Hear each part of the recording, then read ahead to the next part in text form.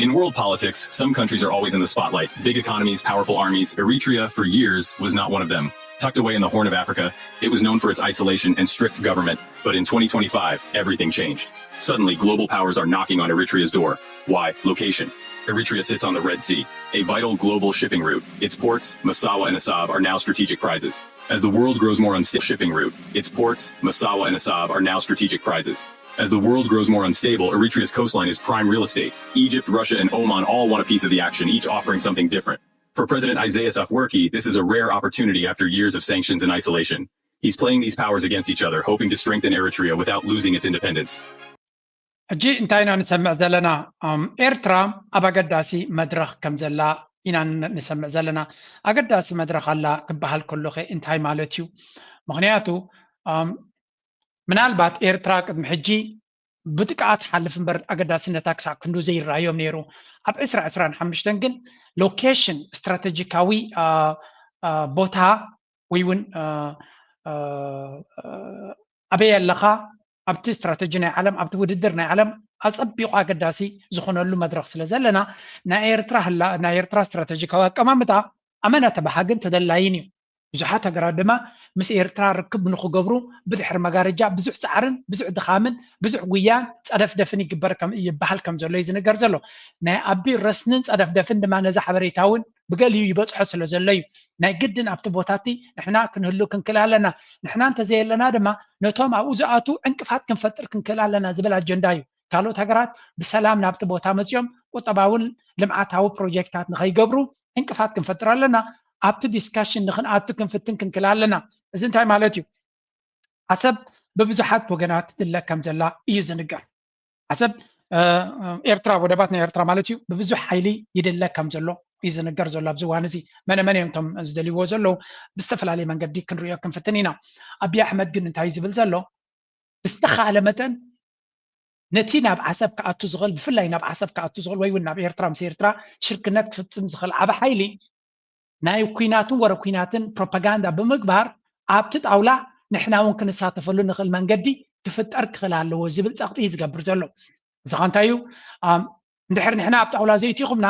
ወራር ጌርና ፀይቂ ክንፅይቕ ክንፍትን ኢና ከነበላሹ ክንፍትን ኢና ነቲ ትሓስብዎ ዘለዎም ክንዘርጎ ኢና ዝብል ዓይነት ፕሮፓጋንዳ እዩ ዝገብር ዘሎ ልክዕ ከምዚ ሓደ ኣብ ሓደ ቦታ ሲ ውራይ ክትገብር ትደሊ ወይ እውን ገለ ኮንሰርት ወይ ፓርቲ ክትገብር ትደሊ ኣብ ከባቢ ገዛኻ እንድሕሪ ጉእቲ ጎረቤትካ ነቲ ፓርቲኻ ተደይ ዓዲምካያ ወይ እውን ንዑ ተደይ ነጊርካያ ክትፅይቃልካ ካልእ ሙዚቃ ዓወቢሉ ክውልዕ ይኽእል ወይ ገለ ክገብር ይኽእል ተረዲኹም ኣሎ ከበላሽወልካ ይኽእል እዩ ስለዚ እንታይ ክትገብር ኣለካ ከበላሽዮ ኢሉ ኣፈራርዩ ኣብቲ ፓርቲ ክዕደም ዝፅዕር ዘሎ ሰብ ኢና ንርኢ ዘለና ብኸምኡ ክርድኦ ንኽእል ኢና እቲ ናይ ኣቢ ብርግፅ እቲ ዕንደራ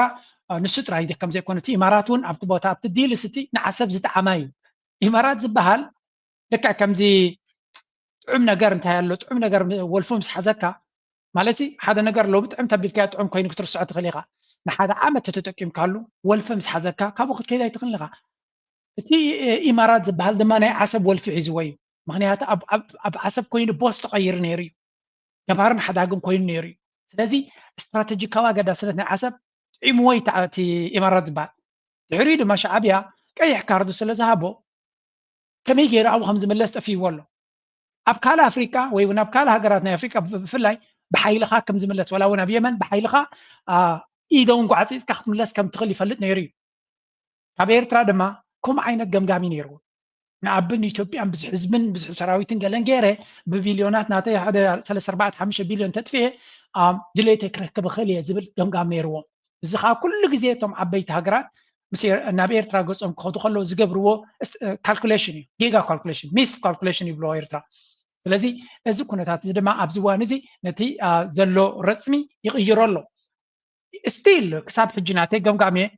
ኢማራት ካብቲ ዘለዎ ጥሙሕነት ናይ ዓሰብ ጠቕላላ ወፂኡ ክንብል ኣይንኽእል ኢና ብኩሉ መንገዲ ክፃወት ክፍትን ከም ዝኽእል ምግምጋም የድሊ ሓንቲ ላብዚ ነዚኣ መንስማያ ኣተሓሒዝና ክንርያ ክንፍትን What if the key to American interests in the Horn of Africa lies not with old allies, but with Eritrea, a nation long sanctioned and isolated by the U.S.?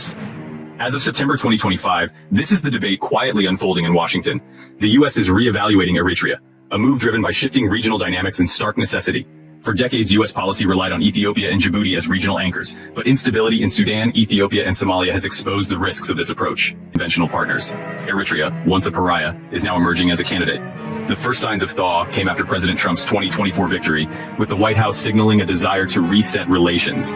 This diplomatic overture, despite complications, suggests pragmatism is overtaking past grievances. In today's world, geography and access to critical waterways matter more than ever. By these measures, انتهينا نسمع زلنا بزي أمريكا قد حجة تخدو زنبرت من قدي أبقرنا أفريكا أنكر ستيت بزبل من قدي في اللين إثيوبيا كم أنكر تتكيما أبدي حريد ما بجبتن إثيوبيا نزلون كنتات مستاب سودان indirect control زنبرة مسعودية قبس وسيخكا نا إرترا أقدا سايكونن مغنياتو حدا زخون نجراو كم زياتو تسرع عدم قصي لخمس موت كن قبرين زبل بوليتيكا ريجيم تشينج بمختار زخون يكون بارايا ستيلكا نبير ترى زخون يكون دبلوماسي نخي يقبر كل عينة جوادا خا قتيركا مخات إذا سيستم زين كم زي سرح ريوم ملو ولا وين جو بايدن أمود أتناتو جمجي موازنة برئيس مغنياتو ناي سومال ناي سودان نبي قصات خيدالا إثيوبيا نبي قصات خيدالا دحر كوينات ناي تجراي بزعبة إثيوبيا تسفى غريش أميم كابو دما نفس قددت خيدا لا إثيوبيا صوماليا يري ولو يمن يري ولو سلازي أب كبابك أي بحري زت أمامن هجر يلا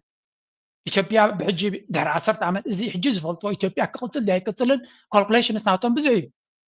بمبزعتو كيلا تذكر خلو إثيوبيا انت قصيلا استأمرت رايك خونزق بزحات كيلاتات سيريس لاكم عينت calculation يوم بتعمل زلو نتيجة ربعوي لهم تتزاري بمو من تاني تزلو سرعة مليون خيين كل تراي سلازي سودان كم قدما كتقصل لي تقصلن this is another very difficult question يمن كتقصل لي تقصلن nobody knows كل تي indications way كاتملكتات نريو دما زي كوني دما سلزلو سلازي إيرترا أمريكا كيف توت مس إيرترا زلو هزمدنا ولا إيدن قوانت انت دي كونت مس إيرترا زلو calculation نخد كيرو تكون النت تاب جزي زتقل بحد جزياوي حتى قينوا مالو نازي كونت هتزين متكبار دما ازي لنك أنا جيش زنبرة أبزي AAN زجبرو ريبورتس كسمعوه الاستضافي وعلى المواكبة دائما الحقيقة لكل هيدي المبادرات يلي عم نقوم فيها. بالنسبة لموضوع السودان مسعد بولس بعلت 17 ورحة شعت كلتشان عسران حمشتن سقدماي مينستر أبي أحمد بالرخابو أبقصات يكس أبز حانسة صحابريتا تقيسو ركب بولس مستقدماي مينستر زقبرو ركب أب قديات ستغرنا أفريكا زدها بمبار تقليتو أبتي زتلا على قديات ستغرنا أفريكا تامونغو إثيوبيان قبسن كوات تسانها قداي قد بداسة تغندو خوينو أمونغو إرتران إثيوبيان أنصرالي زلوكينات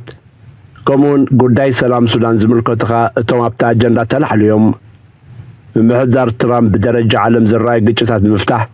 يسرح مهلاو أبز قلت سلو مدرخ درو مفتاح قجت رواندان ريبابليك كونغون عوص مدك قاوح السنة تأموح عفدق بحر زنقلو نايكوينات كونتاتنا نركب عصب مسمر كيه بحري مساببو باب المن دبتدو كينات تركب بمخانة استراتيجيو أقدا سنتا أخقراو ملك زلويو سعودية إمارات قبسن كمون أمريكان تشاينا روسيان كي ترفع عين زودو قلبوتايو كندزوغانا أبعاسب زول لعكوينات بيرتران إثيوبيان تراي تحاتيرو ختر فيلكا محساب زكا لا يكونن كم علمو نقداوي نايمت حلالة في مسمر بحر متن زوبا قيح بحري أبز حلفو وحدات عمتا زنقو دمنو صتات أبقمت متاو أزيا قداسيو انكسغاساتن وتهدراو سقومتات عطق حيلي حساويان فتير واتسان حنزلون ناي زي من الرقا خونتات أغليل كزرو قداي كونن بزغانا نابتي لعلوي أمخاري بريزيدنت دونالد ترامب أب قداي أفريكا زغانا مسعد بولس بزقالك خيل مصنوح دحر مقلات ناب قداي إثيوبيان إيرتران سجيرو نتي أب صوماليا زقالدن دخونا يمعفتا قندرخبالو تسفان قبريلو كبرات تغطات كم زان ريو زلناينا ديا تبوت ريبورت نيرا بالجزيرة جزيرة بعرب استقبلت انترفيو نيرا مسبرحتنا إيرتران خراغب ون يتعار كم زلو يوزن الجرزلو بتمليسنا بتارس رخلنا أمريكا نتيجة برا استراتيجي كواوي تحساسبها بقرن أفريقيا داغما كالكوليت قبرهم زلان بداينا إيرترا دما تتينكا بتناي قدم من قد كقصليو إلكا زحسب كم زي كونه زواز عاون كم زي كونه مغنياتو أمريكا ولا انتقصلت نيرترا كم نايك أدم جيرا كتحاترا كم زي تقل مغنياتو أمريكا كونفرونتس قبروا غازقت موحيلتا تفتيرهم سلازلو هذا كابتي بدحر مغارجا يقبر له ناتبهله تزرب زلو دما زي زربازيو سخا امونغو امريكا ولا بقات همس منغسي ኤርትራ ዲል ንኽትገብሪ ይኸብዳ እንተሎ ክኸብዳ ዝኽእል እንትኾነ ዝኸብዳ እኳ ኣይኮነን ግን ሓደ ሓደ ግዜ ንሳቶም ዝያዳ ብመንገዲ ካልኦት ናቶም መሻርክቲ ናቶም ተኣዘዝቲ ብዝኾኑ መንገዲ እውን ይሰርሑ እዮም ኣሜሪካ ብዙሕ ግዜ እዮም ከምኡ ዝገብሩ ስለዚ turning point Eritrea has positioned itself as a regional player according to reliable sources Italy and Saudi Arabia are tussling to seal a deal of port development in Massawa and Asab. If this deal is done, Asab will be a regional hub that will attract logistical outlets throughout the world. ስለዚህ ሳይሞን ሓጎስ ተወርዋሪ ፖስት ዝገበሮ እዚ ሕጂ በብዙሕ መንገዲ ድማ ክንሪኦ ፀኒና ሓደ 4-5 ኣካውንታት ከም ኢሎም ኣለው ምስቲ ኩሉ ግዜ ነንብቦ ኩነታት ስዑድያን ولا ناي كادرتات ناي إثيوبيا بتتجاجا مون زغلصو ነገር እዩ سعوديان طليان ናብ ኤርትራ ክገብርዎ ዝኽእሉ ኩነታት ብፍላይ سعوديا ኣብ ናብ ዓሰብ ዘተኮረ ኢንቨስትመንት ክትገብር ትሓስብ ከም ዘላ ኣብ ኢትዮጵያ ድማ ኣብ ቢዝነስ ረብሓ ስለ ዘለዋ ወይ እውን ብዙሕ ቢዝነሳት ስለ ዘለዋ እቲ ኣልሙዲ ዝበሃል ዳርጋ ብዙሕ ክፋላት ናይ ኢትዮጵያ ቢዝነስ ዝውንን እውን سعودياዊ ስለ ዝኾነ ንሳቶም ነቲ ወደብ ዓሰብ ምስ ኢትዮጵያ ሰላማዊ መፍትሒ ገይሮም ኢትዮጵያ ቡ ከምቲ ጅቡቲ ድወፅኦ ቡ ክወፅእ መደብ ከም ዘለዎም ፃዕሪ ከም ዘለዎም ምክንያቱ ኢትዮጵያ ካብዚ ሕጂ ዘለዎ ዓዘቕቲ ንክወፅእ ኤክስፖርት ክገብር ይደሊ ከም ዘሎን ንኤክስፖርት ድማ ኣፍደገ ባሕሪ ግድን ክጥቀም ስለ ዝኾነ እቲ ሃገር ድማ ድሕሪ ስዑድያ ብዙሕ ነገር ካብኦም ዝገዝእ ኮይኑ ዲክቴት ክገብር ክእዝዝ ዓቕሚ ስለ ዘለዎ ኣብኡ ነዚ ጉዳይ እዚ ይዝረበሉ ከም ዘሎ ዝንገር ከምኡውን ጥልያን እዚ ሕጂ ዝዘረባ እዚ ሓድሽ ኣይኮነን ኣብ 2018 ኤውሮፓዊ ሕብረትን ኢማራትን ብሓደ ኮይኖም ወደብ ዓሰብ ንግዲ መስመር ናይ ንግዲ ኢማራት ድማ ብድሕሪ መጋረጃ ኮይኑ ኢማራት ድማ ነቲ ጉዳይ ብሓደ ተሰሪሑ ዓበይ ፕላን ተገይሩ ናብ ባይታ ክመፅእ ኣብዚ ስራሓሉ ዝነበረ እዩ ኣብይ ኣሕመድን ኢማራትን ካልእ ፕላን ቀይሮም ማለት እዩ ብሓይልን ተወሰድ ናይ ሓይሽ ስለዚ ጥልያን ተኣትዎ ዘላ ቅድሚ ሕጂ ኤውሮፓ ሕብረት ፈቲንዎ ዝነበረ እዩ ኤውሮፓ ሕብረት ድማ ኣብ ጅቡቲ ተጎራቢቲ ዘሎ እምበር ቦታ የብሉን ስለዚ ብመንገዲ ጥልያን ገይሩ ኣብ ስትራቴጂካዊ ቦታ ነፍሱ ዝኻለ استراتيجيكاዊ ምንቅስቃሳት ክገብር ይሓስብ ስለ ዘሎ ብመንገዲ ጥልያን ገይሩ ኣብ ዓሰብ ናቱ ቦታ ክሕዝ እንድሕር ክኢሉ ንዓታቶም ኣዝዩ ኣገዳሲ ክኸውን ከም ዝኽእል ርዱ እዩ ስለዚ እቲ ዘለናዮ ኩነታት ኣይ ሆፕ ኤርትራ ድማ ነቲ ኢንጌጅመንት ትደፍኣሉ ክትህሉ ኣይ ሆፕ መንግስቲ ኤርትራ ነዚ ኩነታት ነዚ ዕድላት ተፈጢሩ ዘሎ ክምዝምዞ ንደሊ ማለት መንግስቲ ኤርትራ ብዙሓት ኪላታት ከም ዝብልዎ ኣዝዩ ጥንቁቕን ንኩሉ ነገር ብዓይኒ ጥርጠራ ዝጥምት ምዃኑን ሰስፒሽስ ምዃኑ እዮም ዝገልፁ መንግስቲ ኤርትራ ነገራት ኣዳቕ ብዓይኒ ጥርጠራ ዝጥምት እዩ ግን ኣት ሳም ፖይንት ድማ ኣብ ዓለም ውድድር ምዃንና ምፍላጥ የድሊ ምክንያቱ ኤግዛክትሊ ንሕና ንደልዮ ጥራይ ዓይነት ሪሌሽንሽፕ ክንረክባ ይንኽእል ኢና ንገለገለ ነገራት ናትና ካልኩሌሽንስ እናወሰኽና I really hope something to come out of this እዚ መድረክ ሕጂ ዘለናዮ ኤርትራ ገለ ውፅኢት ሒዛ ክትመፀልና ናይ ብሓቂ ተስፋ ኣለና ኣነ ስለምንታይ ከም ዝብል ዘለኹ ሓደ ዓሰብ ኢኮኖሚክ ኮንትሪቢሽን ናይ ኤርትራ ትሑት እዩ ዘሎ ክሳብ ሕጂ ኣዝዩ ኣገዳሲ ወደብ ክነሱ ኣብቲ ቁጠባ ናይ ኤርትራ ዘለዎ ኣበርክቶ ትሑት እዩ ሕጂ ዋላ እኳ ፐርፌክት ዝኾነ ሪሌሽንሽፕ ፐርፌክት ከምቲ ንሕና ንደልዮ ዓይነት ሽርክነት ከይንረክብ ንኽእል ኢና ምክንያቱ they know ኤርትራ ፀገማት ከም ዘለዋን ብዓለም ደረጃ ሽግር ከም ዘለዋን ገለ ስለ ዝርዩ ክምዝምዙ ክፍትን እዮም ስለዚ ፕሬዚደንት ሲያሲ ወርቅናትና ብዓይኒ ሓመድ ንክንሰዶ ፈቲና ኣይኮናን ኢሉ ኤግዛክትሊ ሓደ ግዜ ትደልዮ ኩሉ ይትረክብን ኢኻ እንታይ ዳ ኣብዚ ግዜ እዚ ዘዋፅኣካ ምስ ግዜ ግን ፖዚሽን ናትካ ኩነታት ናትካ ናትቀየረ ብስከደ ነቲ ሪሌሽንሽፕ ካልኣይ ግዜ ኔጎሽት ክገብረሉ ትኽእል መድረኻት ትፈጥረሉ ኣሚን ነዚ ንመንግስቲ ኤርትራ ክንነግሮ ይንኽእል ኢና they are living to this but at least ነዚ ሕጂ ዘለዎ ኩነታት ዓሰብ ይኹን ወደባት ናይ ኤርትራ ምስ ካልኦት ነገራት ዲል ዝተገይሩ ምክንያቱ ሃገራት ዲል ክገብራ ከለዋ ናብ ስዑድያ ጥልያ ምስ ኤርትራ ዲል ክገብር ከሎ ውግን ዕግርግርን ክህሉ እቲ ቦታ ይደልዩን እዮም ስለዚ ነቲ ኩናትን ዕግርግርን ብፍላይ ንኢትዮጵያ ጥጥዑ ንኸብልዎ ዓቕሚ ኣለዎም እዩ ጣውጡ ንክገብሩ ይኽእሉ እዮም that's why እቲ ንግዲ እንተተገይሩ ንኤርትራ እኮ ዝሓስየና ዘሎ ነቲ ወደባትና ዝጥቀመሉ ኣካል ስለዘየለ ዝከላኸለልካ ተገዲሱ ክከላኸለልካ ዘለ ሓይሊ የለን ንኣብነት እንታይ ብለኩም ነይረ ኣብ ዝሓለፈ ቪድዮታት ኣሜሪካ እቲ ኢትዮጵያን ኤርላይንስ ኣመና ዘገድሶም ቢዝነስ እዩ معاد مخصبي زلهم كامباينات أمريكا سلازي إثيوبيان إيرلاينز كقصة لا يقدر يوم زليو ولا نابنت إيرترا كل عيران تخلي كلا تون إيرترا سأقوم فترة الله يخليه مهنياتو إثيوبيان إيرلاينز كخصب دلوي مهنيات كابت مخصبو ربحت سلزغونه تنفرتي استخفى لا يكونه إثيوبيان إيرلاينز مخصب تجاري نتمر نتي دا كريديت نايتي نفرتك خفلو زلو مينتين عن السيرفيسز كلام لا بزح توصل زلهم كوربوريشنز في أمريكا انتين مالتي إيرترا نتناتا تسقاتاتنا بيزنس جس أمس كيرتو ربحها كاوز ربح أكلات أبي إيرترا زورت سقمنا عتاتهم وتسقمهم كين يخصم عمي خلي مبزحتنا نردونا جريزي إيرترا ودما وربات لنا بحر لنا كنبل كلنا حزب إيرترا كتقاملو كربحلون زخلو درجان مدرخن كمت يتبيزلو 3-4 عام تتبيلو سو أبزو وانزي أبكرنا أفريقيا زحشة ناي سلام كنا تزلنا نحنا زحشة not even close أنا زغربوني يلا إثيوبيا كو دارجا بعين ناي كانوا تقرأ تزغون إيرترا كم إثيوبيا تزغون إيرترا فريسام تبعلت نير زي أبي إثيوبيا زلوا كنا تابع إيرترا تزغون نير إيرترا زموتة تقرأ بلوان نير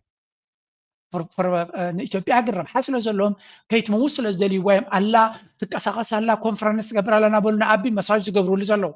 تلازي إيرترا نتزلوا جيوبوليتيكا وحيلي وتحضروا عقمي زلوا بقطة بحيلي اندحري أدم في عتو حجراتنا إيرترا مورك نبي إيرترا رغموسو إيرترا زخونا نقدر نخيم مثلا ناخذ كلا غلولا قديتا كلهم يربحات لو زلهم سبع جيجن ربحانا تندروس لو زخوني ولا تشاينا وانت غنا بإيرترا تربح زلا عبنا قراي تريليون تشاينا is a huge country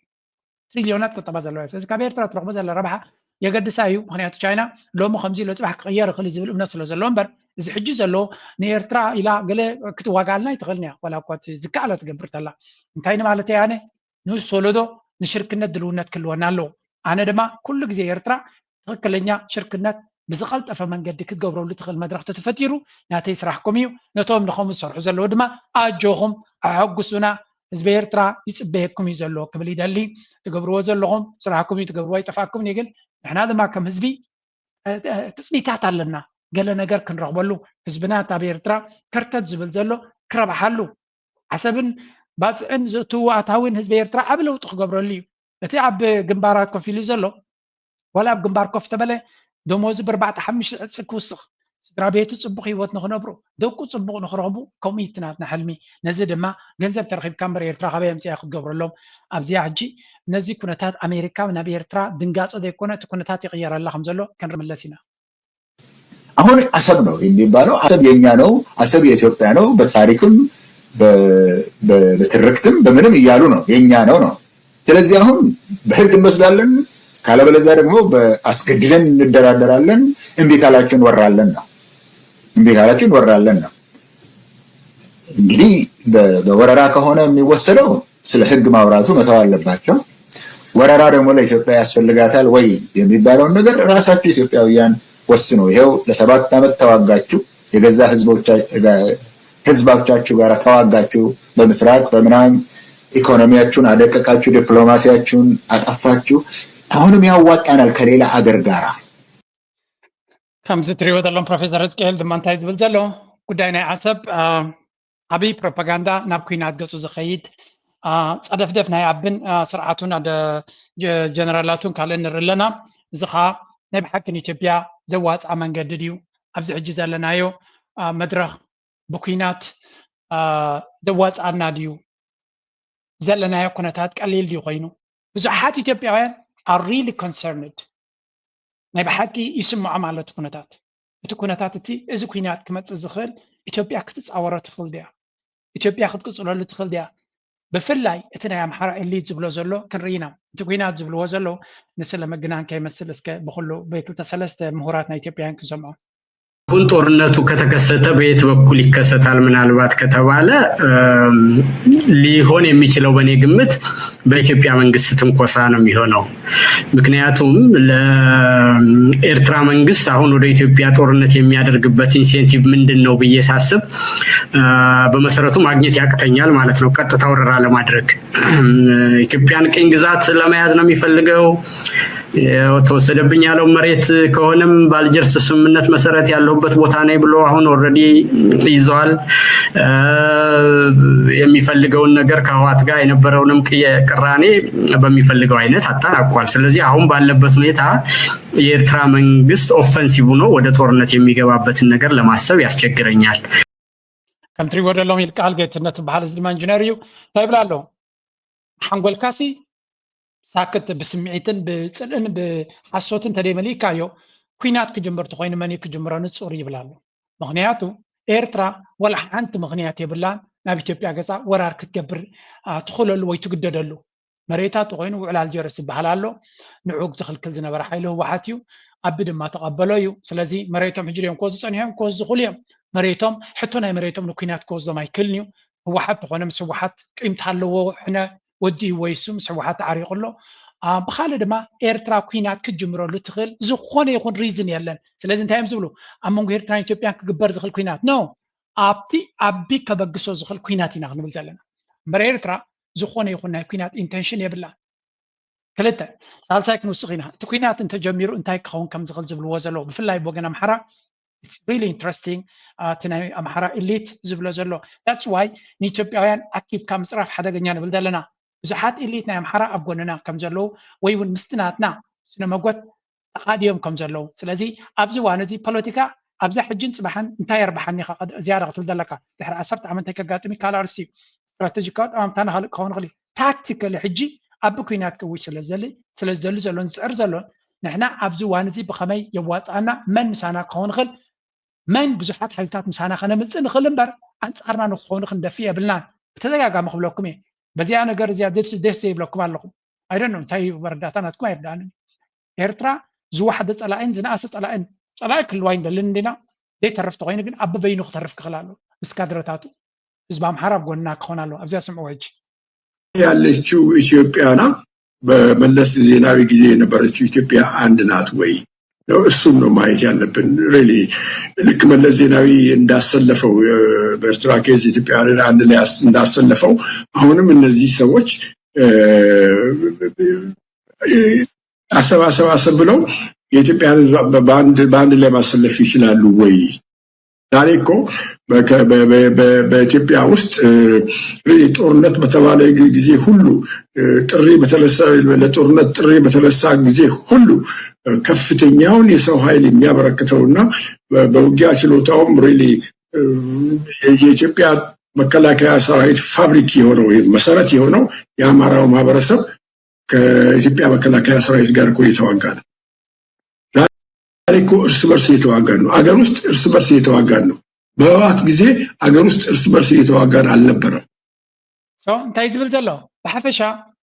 ኣብይ ኣሕመድ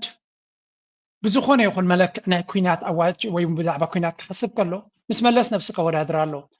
98 ክሳብ 2000 ዝነበረ መለስ ኣብ ልዕሊ ኤርትራ ኩናት ክውጅ ከሎ ኢትዮጵያውያን ብፍላይ ድማ ኣብቲ ኩናት እቲ ኣብ ኩሉ ኩናት ናይ ኢትዮጵያ ቅድሚ ሕጂ ህዝቢ ኣምሓራን እቲ ናይ ኣምሓራ ብሄርን ኣገዳሲ ፋብሪክ ሰራዊት ናይ ኢትዮጵያ ምስ ካብ ኣምሓራ ፈሊኻ ነፂልካ ዝረኣይ ነበረን ኢሉ ታሪክ ናይ ኢትዮጵያ ብምሉእ እዚ ኣብ ኩሉ ወላ ብዚ ናይ ትግራይ እውን እንትኾነ ኣብ ጎኑ ኮይኑ እዩ። ስለዚ ናይ ኢትዮጵያ ሰራዊት ብዘይ ኣምሓራ ጥራይ ዘይኮነስ ኣምሓራ ኣንጻርካ እናተዋግኦ ከሎ ካልእ ሰራዊት ሃኒፅካ ናብ ኤርትራ ገፅካ ክትወርርሲ ክትሓስቦ ከማን ከቢድ ይብላሉ። ክትሓስቦ ኣይኮነም ክትገብሮ ክትሓስቦ ከቢድ እዩ። ብዙሓት እዮም ዘማኽርዎ ዘለኹም ስምዑዋ ካልይቲ ዝብላኻ ስምዑዋ እዚኣ ክልተ ነገራት እዮም። ዛሬ ግን ከህወሓት ጋር ዛሬ ግን እርስ በርስ እየተዋጋን ነው። ትግራይ አገር ይሁን ወይስ ሪጅን ምንድነው አንድ ክልል አይታወቅም። ኦሮሚያ ምን አይነት አገር እንደሆነ ይሄ ነው ብለህ መናገር አትችልም። ይህን የመሰለ በታሪካችን በፍጹም አይተነውም ሰምተነውም የማናውቀው የፖለቲካና ማህበራዊ ቀውስ በሶስት ክልሎች ውስጥ እያየን እንዴት አድርገን ነው ከውጭ ሀገር በጣም ዩኒፋይድ ከሆነና አገሬን ሲባል ከሰሜን አሜሪካ እስከ ታች አውስትራሊያ ከካሊፎርኒያ እስከ ለንደን ያለው ኤርትራዊ ሁሉ ኤርትራዊ ሲባል ነው ልዩነት የላቸውም። ታውቃለህ በፍጹም ኤርትራውያን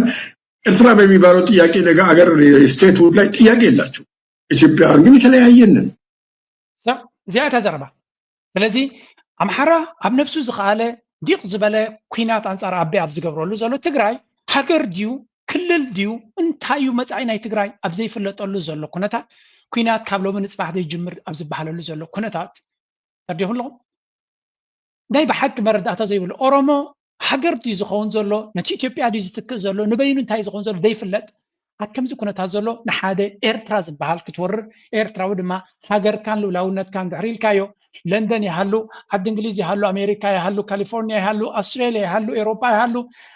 ስዑድያ ይሃሉ ዱባይ ይሃሉ ኣብ ጎኒ ሃገሩ ደው ዝብል ምስያቶም ዘዋፅእ ኣይኮነን ዝሕሰብ እውን ኣይኮነን ዝብል ዘሎ ሓደ በሉለይ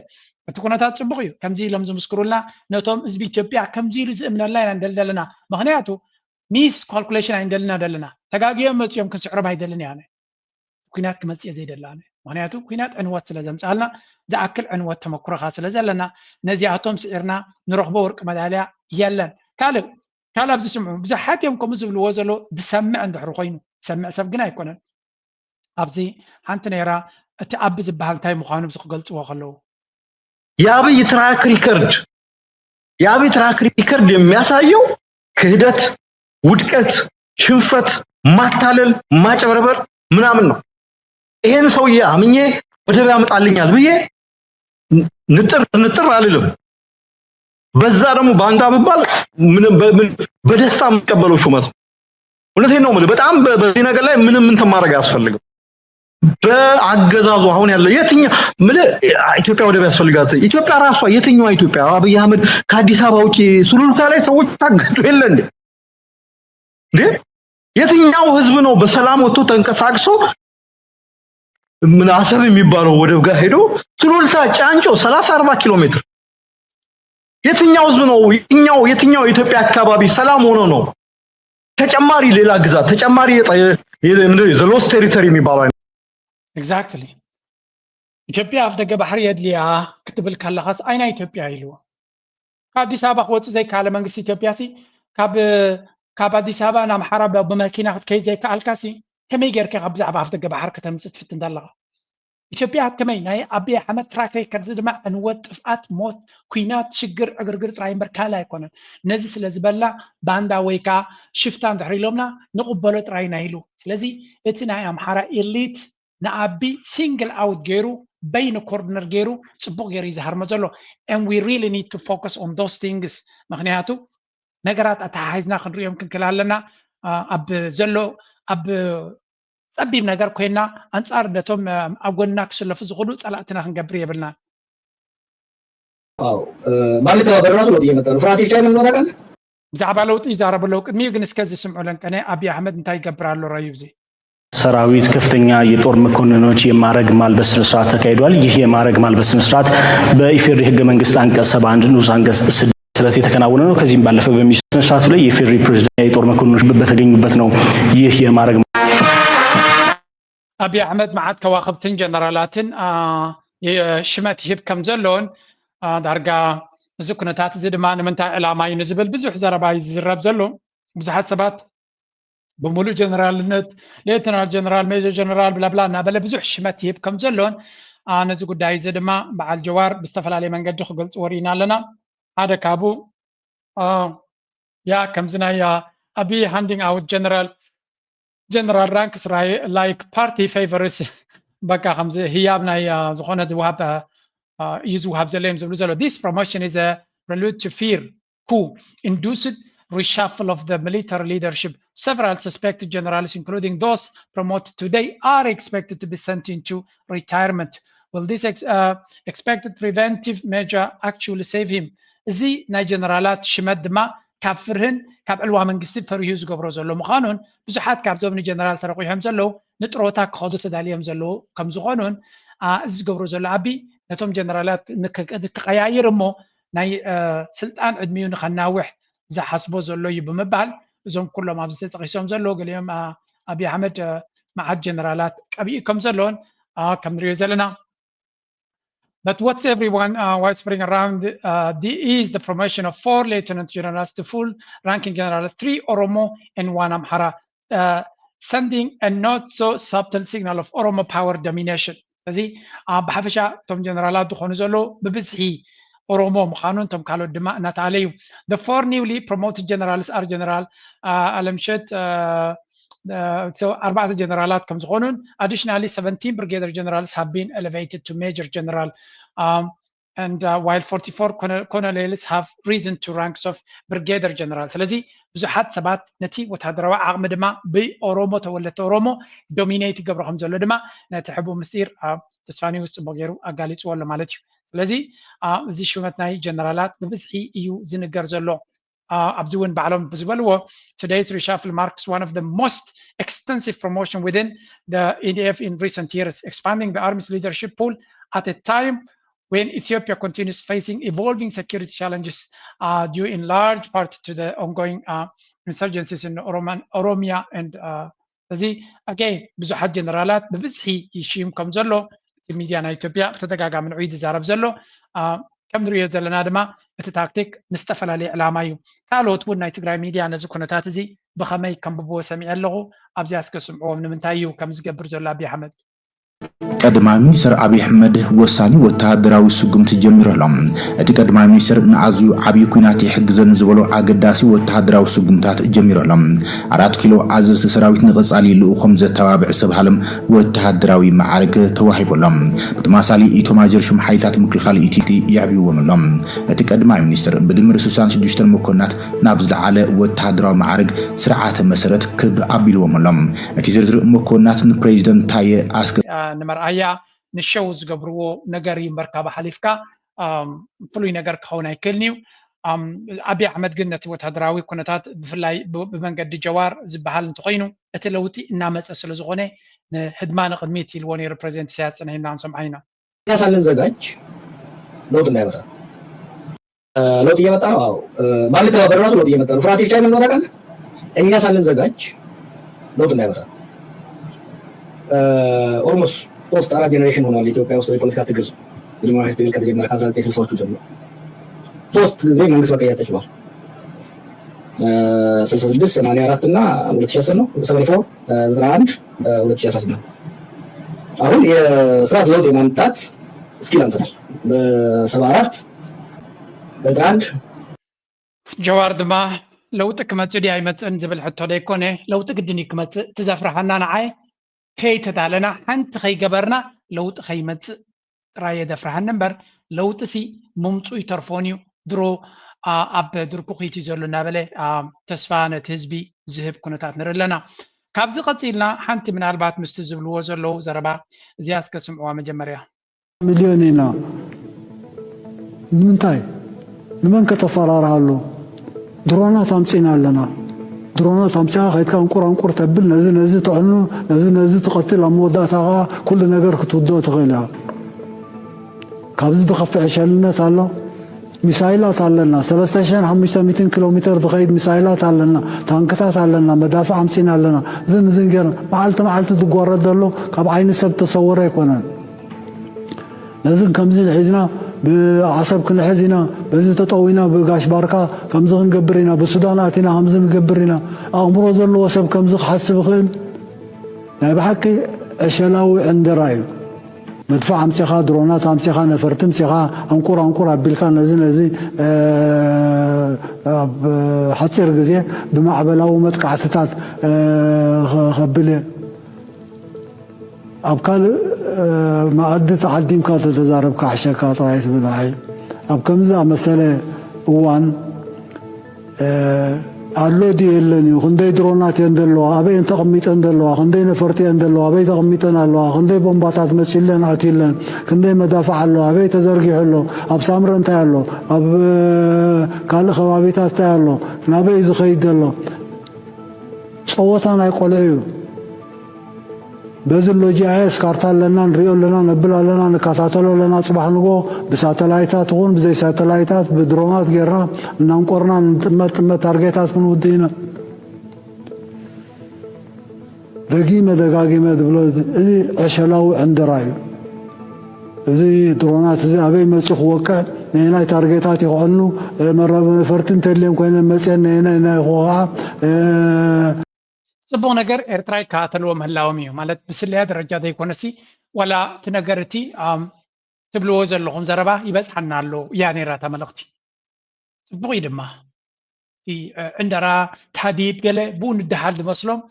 نايقول مخانو كنقرا خلو اصبيغو زحمه مامي ببزح زي ام شيرز قبروا وزيا وين حقنا مزراب which is good actually we know that قبرهم زلهم سنفلتكم من هاتبل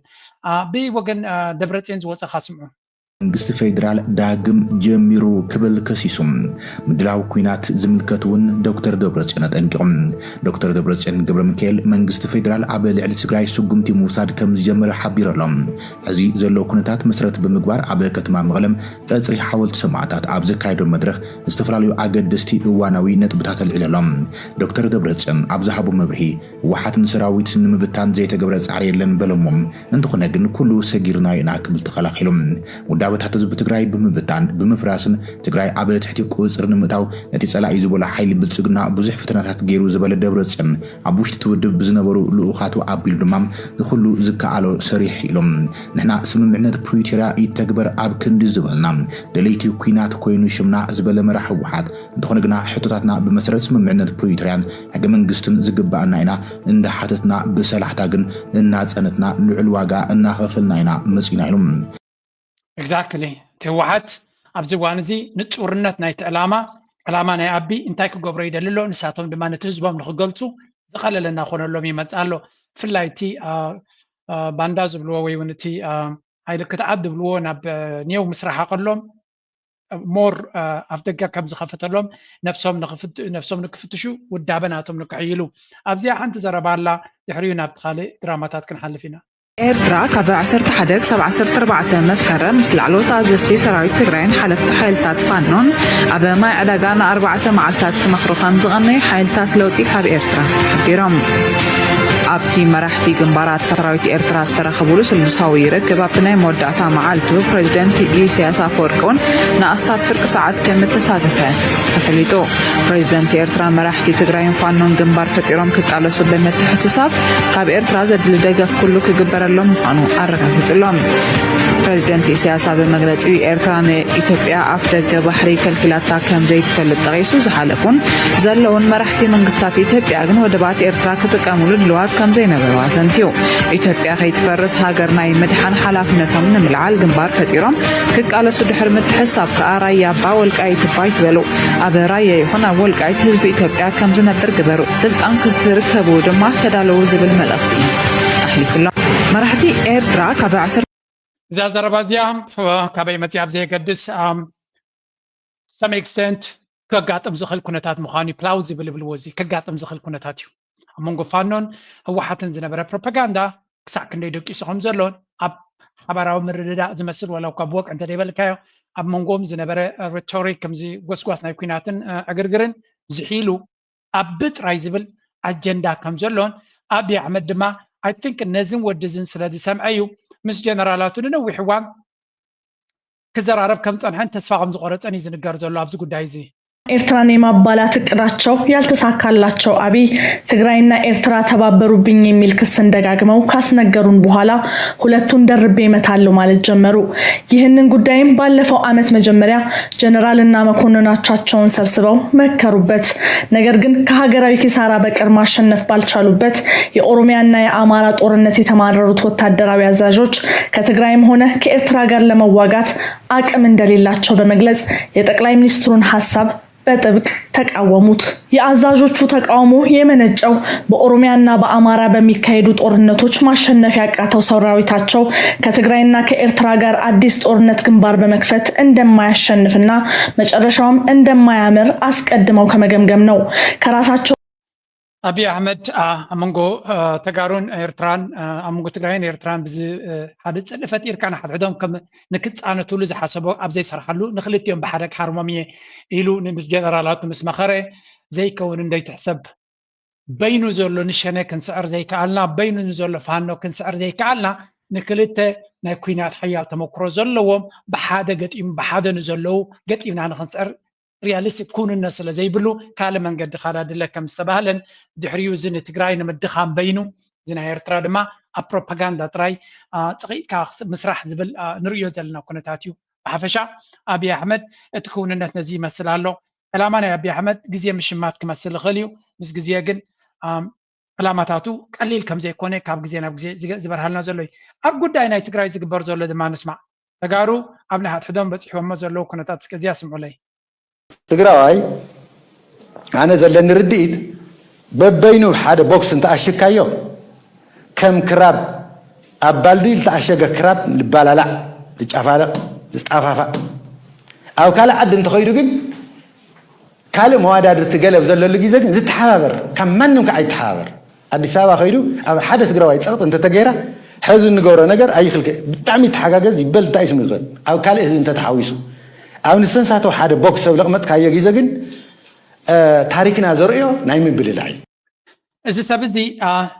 لنا إرترات رايدة كنا لنا تجارو كم زلون تجارو دما بلا غيرهم يلا دولو سمعوا أي تاريخ أخي مثلا أوجي خمس ود أخس هيك سمي كخلك أزدلي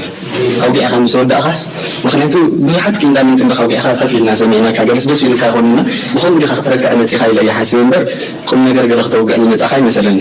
كأو ما حسابي كأتصل كم أخو ما أو كأو هروت زر أخو نقدر مالتي ودس أمروز بهالكبار نقدر اليوم حسابي يستكمل دكتور like أنت أمين information كان ويكيبيديا مليئة نحن خاطر نديسكاس تقين أمين information كلام صحابي يقولوا من دايكم تفوي في الوقت كتنا قلنا مكيركاس so هجانا like زي ما هرسس محسن تزكيلو خلينا بارك خون كم زغير كمودي تقاس تتوهي لخط أقصو زغير سورة فينا إلى يخ دحر زغير زغير مسكينة يتسبعي رغبته زيادة راي كي مسلوكم بلا جيروم يا مهلا يوم مدع رجع بستيج كم زي ما تس هاي تاريو ستان تزرعي تقرأي تاريو ستان مسيل يسمعنا أنا زودي assimilated استجبره بارنت استلامه مدى عمره بسوس عمره سنة يبال سنة أي بال مخانة بيرتينت انت ناس نزحت تتأكل أشبار ونال كمالتي وزي كانت زارك سنة مكة بيرتينيا هذه ملو بملو أنا تعزوكو صلي إيو إذا أب إثيوبيا ونسقون كنوا تجارو زري أحنتي بحر لا لما علتم سدكتور وبدن بيزرع أخوة بالتي أفتي مجنس الجلت هزول نجارات اللي بعلم يفرحمه كاو تمريسون كفر روح خيام دليل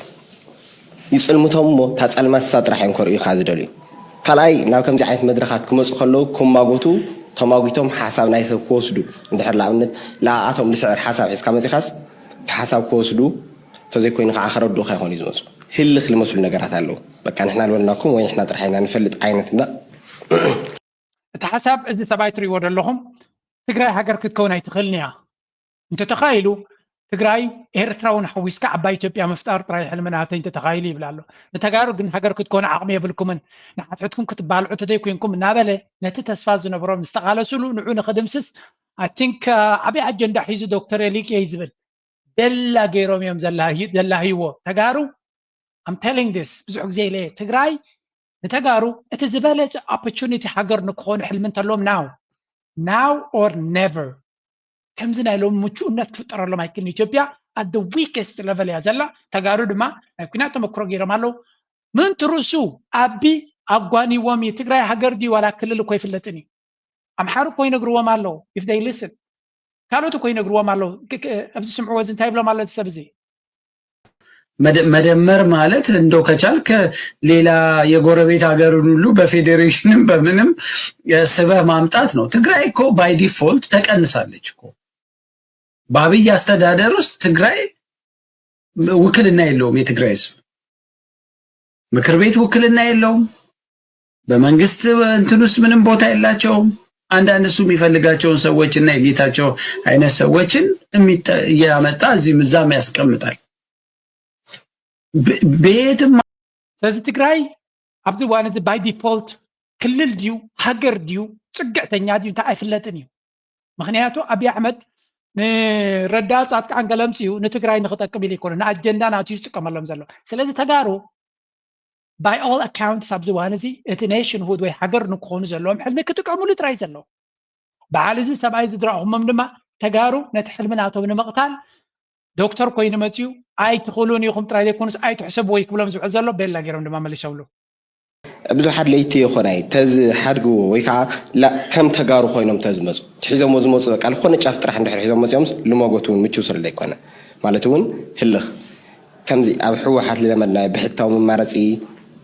ወይ እንደገና ኣብ ተዓባብያን ኣከባቢ ሕንጉጋይ መፂካ ግዛዕ ዝብሉ መፈራርሕታትና ካብኡ ውፅእ ኢልካ ሓደ ዓዲ ዘለና ኣብቲ ሓደ ዓዲ ተንመክር ድሕሪኡት መደብ መዋፅኦ ዝብል እዩ ነይሩ ከም ምሁራት ኣይተፀብየ ነይረ ልክዕ ከምዚ ብሄራውያን ኣሕዋትና ዘልዕልዎ ኣለዉ እዚአን እንድሕር ተገንፂልና እዚአን ክንጥቀም ኢና ዝብል ካብ ዶክተር እውን ካብቶም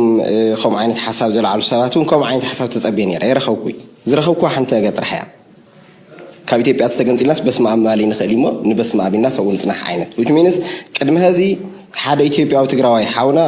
ካብና ተከዘ ሙዝ ና ባህር ዳር ድዩ ና ድሬዳዋ ሙዝ ስለ ዝፅብቕስ ኣብ ኢትዮጵያ ንፅናሕ ዓይነት ሓሳብ ስለዚ ክልቲአን ተመሳሲለናኒ ካብ ዶክተር ትግራይ ጭቁንቲ ኢትዮጵያ እንደገና መጓነይት ዝብል መልክዕ ገይሩላ ኢትዮጵያ ብሽማ ክትፅዋዕ ዘለዋ ጨፍጫፊት እያ ትበሃል መጓነይቲ ይኹንቲ ትበሃል ጨፍጫፊት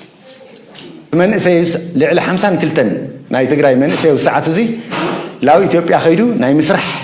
ናይ ምሽቃል ድሌት ጥራሕ ዘይኮነስ ብተግባር እውን ኸይዱ ይነብር ኣሎ ልበዝሕ ኢንቨስትመንትና ኣዲስ ኣበባ ኣሎ ዕርዩ ካብ 2 ሚልዮን ዘይንእስ ህዝብና እውን ኣይ ሃገርነት ብምፅልማት ሕንጉጓይ ብምግባር ብሓሶት ብዓፈና ሃገርነት ትግራይ ክተርፍ ብምግባር ኣብ ኢትዮጵያ ንኽፀንሕ ዝግበር ዘሎ ፕሮፓጋንዳ ይመስለኒ ድኹም እዩ ብጣዕሚ ድኹም እዩ ናይ ትግራይ ብሄርተኝነት ከፅልመትን ዋላ ፀርፍታት እውን ነይሮም ዓንተ ይለዓል ነይሮም ገሊኦም ቁምጥና ገለ ዛዕቢባ ነይሩ ኣንኸ ደግሞ ዘይደሊ ማለት እዩ ብዚ መንገዲ ነቲ ብሄርተኝነት ምግላፅ ፅልኢ ኣብ ልዕሊ እቲ ብሄርተኝነት ኣብ ልዕሊ እቲ ትግራዋይ መንነት እዩ ዘርኢ ኤግዛክትሊ ከምዚኣ ገይሮም ነዚ ሰባት ስሚዖም ኣለው it's a good debate but at the end of the day ደሞዙ ዝኽፈለሉ ስራሕ ከገድፍ ኣይክእልን እዩ ንሕና ድማ ነቲ ኩነታት ተጋሩ ኣብዚ እዋን እዚ بوغن إيرترا تقرأين هاجر نخد كون ويون إيش أنا أتوم نخوصنو بوغن إيرترا كم نايلومون متشونت كله ما يكلني معناته إيرترا كبارات كيلو كم زقابس أزر بزعم الكاتل لذي نزع عدة تقييم تجارو ياس هاجر كتكون قليل هيكون بات انتاك أقول لك أقل دي برهان جولاد كيلو تفي بالكم anyway it's up to them نحنا كومنت تراينا نقبر نخل أنس تجنيقة حميمة تشكيرة تسقيمة خلقو النافلتو أتوم زأمنو زفتهم سبات أبونا يكلو خاتسبيت قبر لهم سبات كم تزد الله يكون أحجزونن أحوابونن كم تزد الله يبصحونن كم تزد الله يدولوا لين إلنا بزعباد نفتهم سبات بزح جزي تقيمنا نخونينا بزح سبزكاتمي لبنا ومتسير خون خلي يمكن بس كم زيلنا أنا حسب تتسبيت عم بيرنا له زلنا حسب كده ولا لنا ده هيدا هجبر تعب حبنا من الوقت نص زي تزاربوا له كم نتنازع بشكر انتهى الوخ ناتو بوزح جزي أب كم زقوانات كلتفنا نا فرينا ناتو سبت ألم بعد كستو ديلو مح نفعتي ناتي نفعت مبال زد لي هيكونتن she's brilliant مبزعت جزي أبزي وانز تقصز سبدا انت هالو كتك عمل كادمت كمز منين ترى عينة تقصي خات سمع جن سب كما خاش جر كل وخلي تام حزاخي سجن كل وخلي حدا راديو نابت سبادي ناقل مليا سلام تايدا هاي زي قبرت رايت بني ساون كالش جر كل وخلي أنا أخذ زي نقرته تعركها هاي كان خي جبر سجن كالو كل وخلي مس عاركم السبيت مسكالو لازم نغير كجبر قدام ينقر سلام كاب نفس خاد ليو كاب دقيت ليو انت زي اللي دما كاب منين موصع نخالوت ابناتهم جاماتي ابناتهم ساناتي خا بناتهم عين تراخايو صبغ زمدنان مرد عن كل يخل لبام حفتنا يسعبوا حجزوا تبابعوا لومي ارسب زكودي لايك مقبار شير مقبار ريتون حسابن دما كم وتر تعويتنا يوم بعد زياد لعل نخمص وندقفكن كلالنا نابلكم مزيا درفق تفكم تزعلي فلتات صلو تبرابر عاد أحبلو لملم علي زي رعاية صلو كنقيا حفرا بتفوتو تسويهم نحان سيريتنا